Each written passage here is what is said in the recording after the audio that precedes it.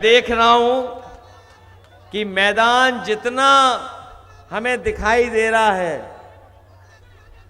पूरा मैदान भरा दिख रहा है।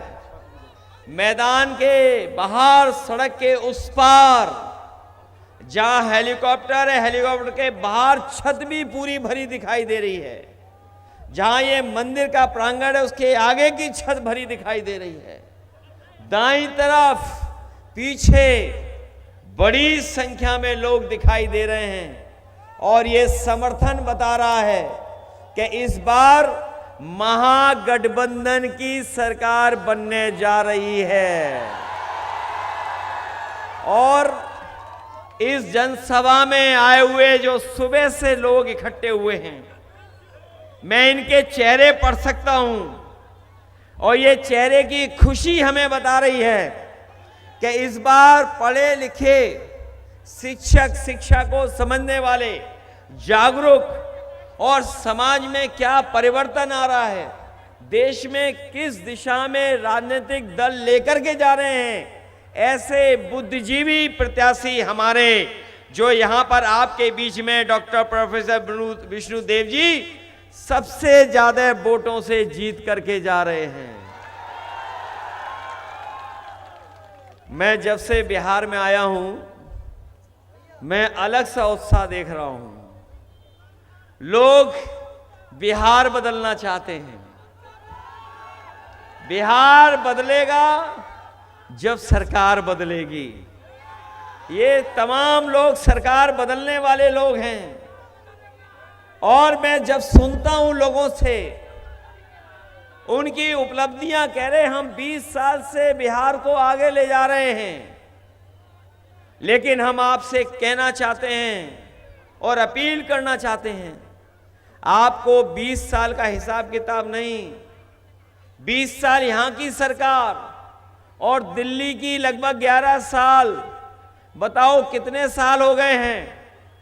30 साल का हिसाब किताब लेना है और 30 साल का जब हिसाब किताब आप लोगे, ये मिथिला की धरती, मिथिलांचल, ये पवित्र धरती देवी की, काली की, यहाँ के लोग जानते होंगे, जब से भारतीय जनता पार्टी की सरकार आई है, इन्होंने किसान से लेकर के नौजवानों का भविष्य बर्बाद कर दिया है। ये बिहार वो प्रदेश है जिसने समय समय पर संकट से बचाया है।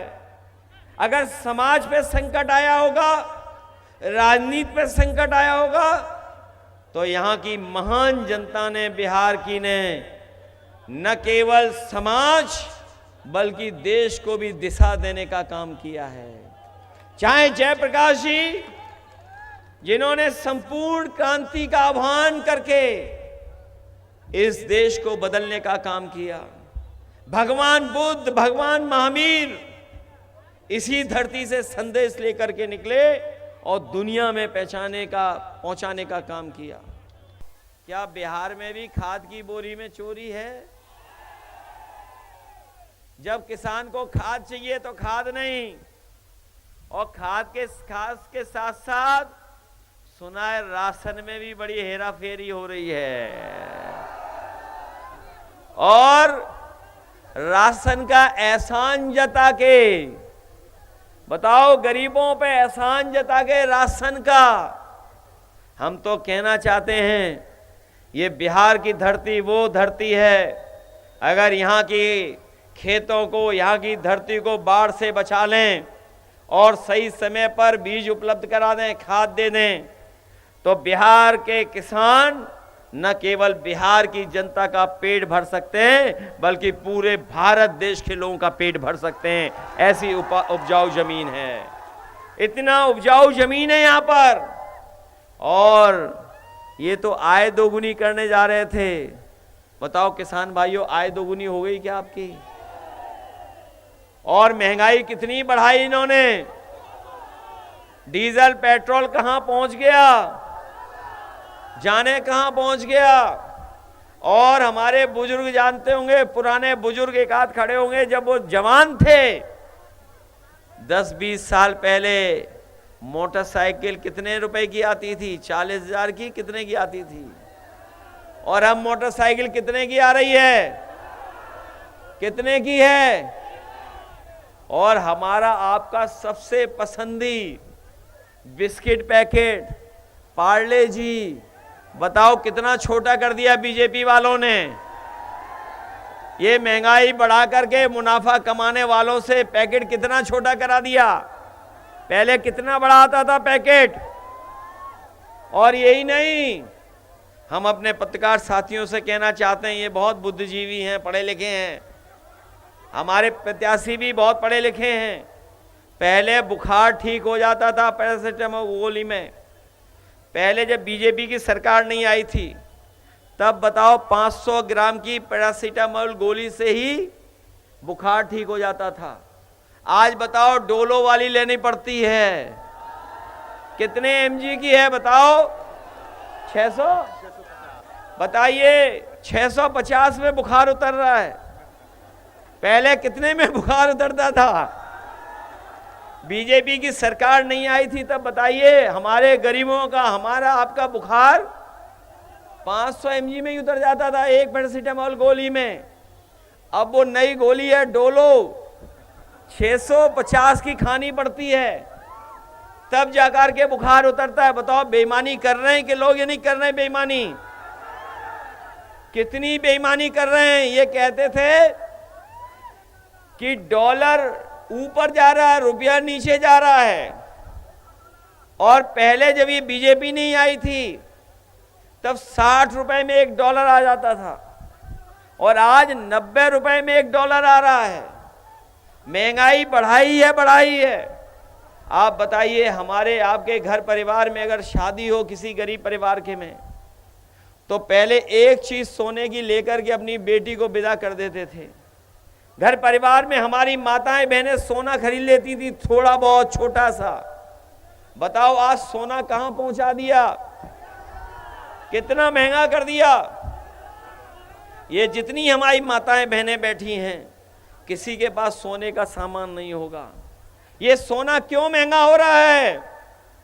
ये सोना इसलिए महंगा हो रहा है क्योंकि बीजेपी के लोग सब पैसा इकट्ठा बंडल में कर रहे हैं। बंडल तो समझते होगे, बंडलों में इकट्ठा कर रहे हैं।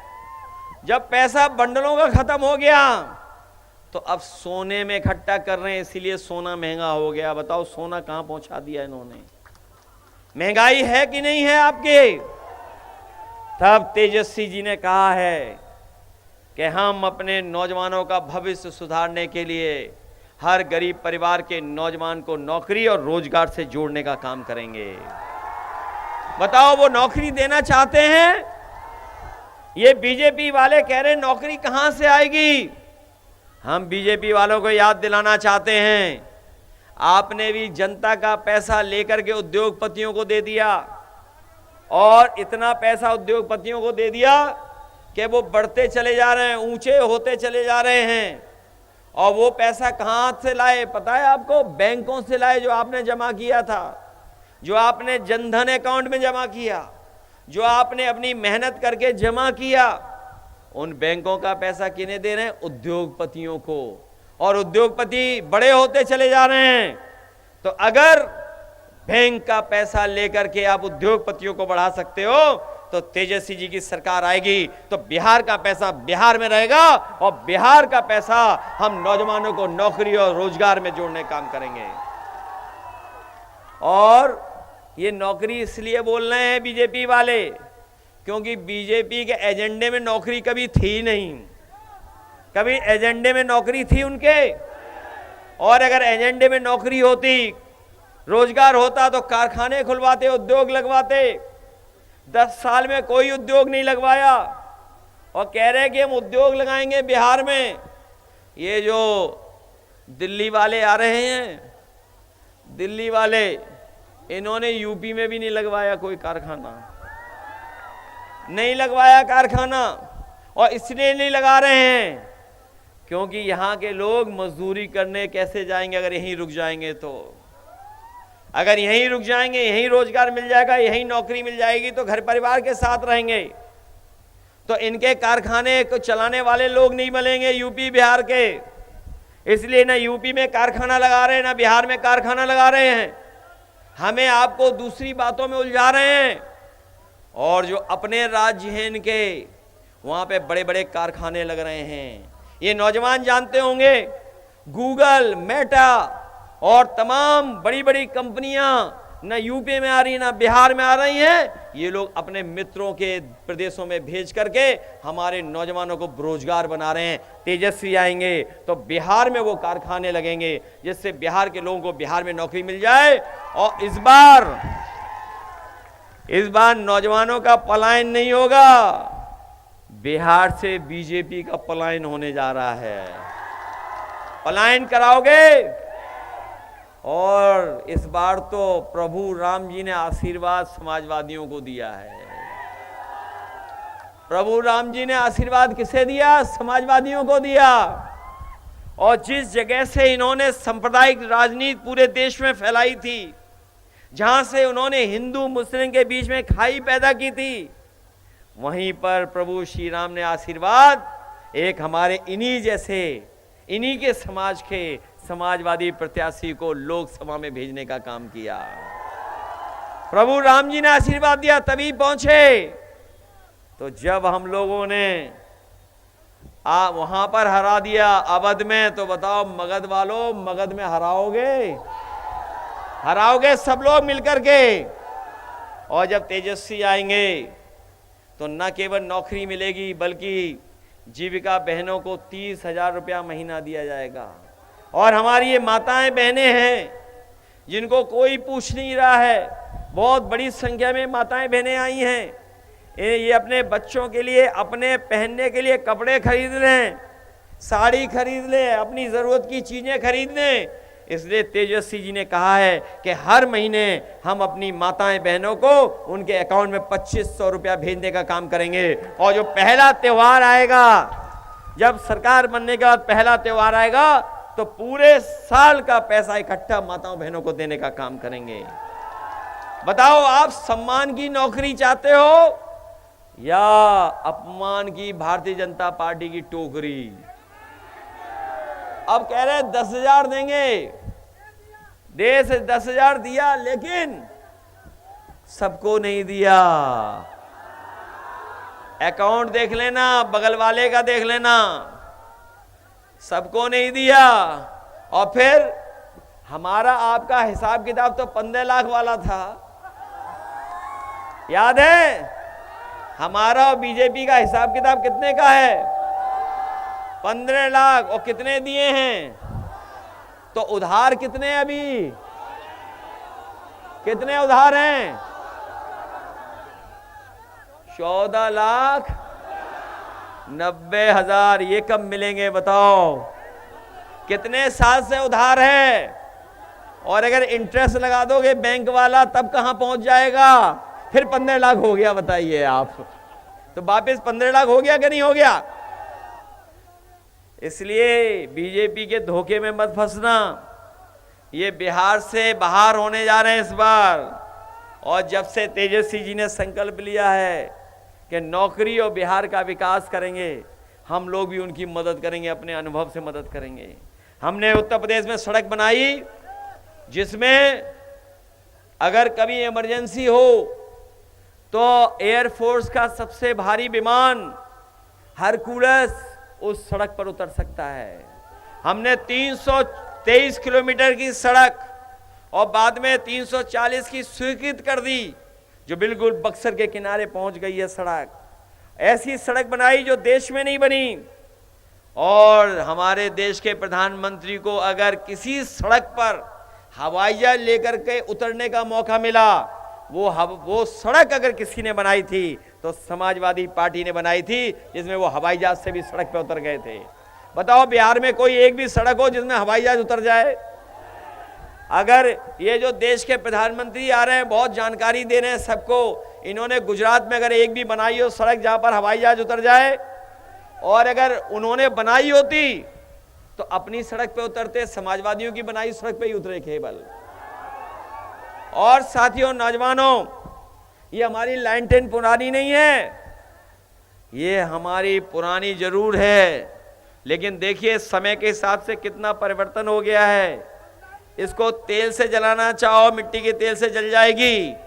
और नए जमाने वाले बताओ, इसमें एलईडी बल्ब भी लगा देते हैं। बटन घुमाओ तो बताओ जलती है कि नहीं जलती है। ये बीजेपी वाले सोचते हैं कि हम लाइनटेन वाले पुरानी सोच के, नहीं, हम लोग नई सोच के हैं, नई सोच के हैं। और ये एलईडी बल्ब वाली है लाइनटेन, ये तेल वाली नहीं है।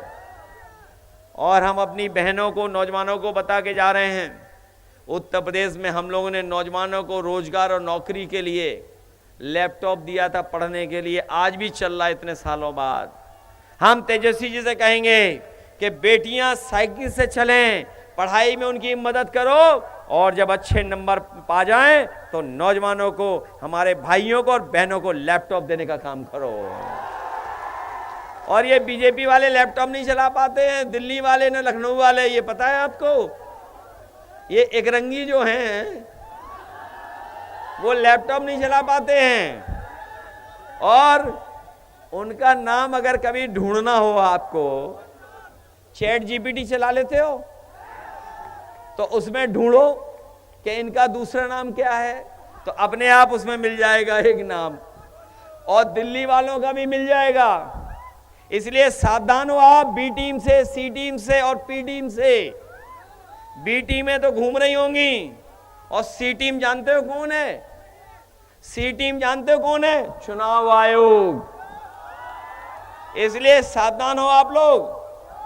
और ये पी टीम भी है, कोई पीकेबी, बीजेपी पीकेबी कोई है, सबसे सावधान हो आप लोग। इसलिए सरकार बनाने का बोर्ड दो, सरकार बनाने का।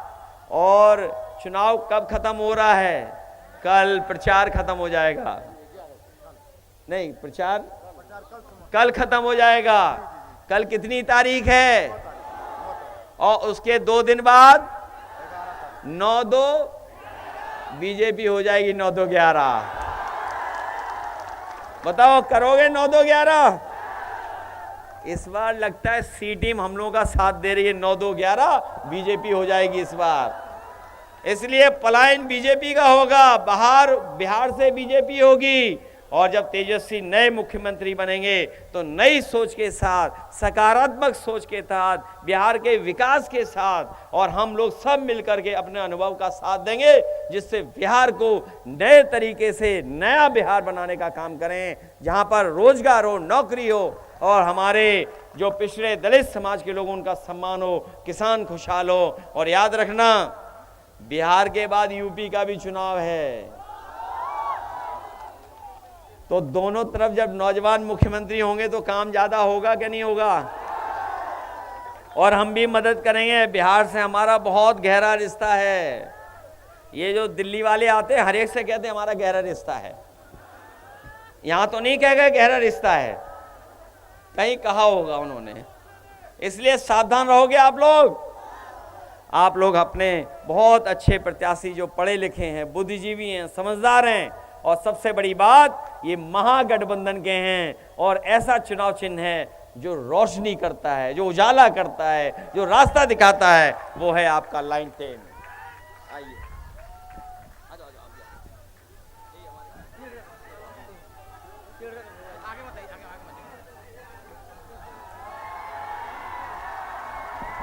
अखिलेश यादव जिंदाबाद, अखिलेश यादव जिंदाबाद, तेजस्वी यादव जिंदाबाद, लालू यादव जिंदाबाद, पीडीए के नेता अखिलेश यादव जिंदाबाद, समाजवादी पार्टी के नेता अखिलेश यादव जिंदाबाद, अखिलेश यादव जिंदाबाद, अखिलेश यादव जिंदाबाद, अखिलेश यादव जिंदाबाद, तेजस्वी यादव जिंदाबाद, तेजस्वी यादव जिंदाबाद, अखिलेश यादव जिंदाबाद,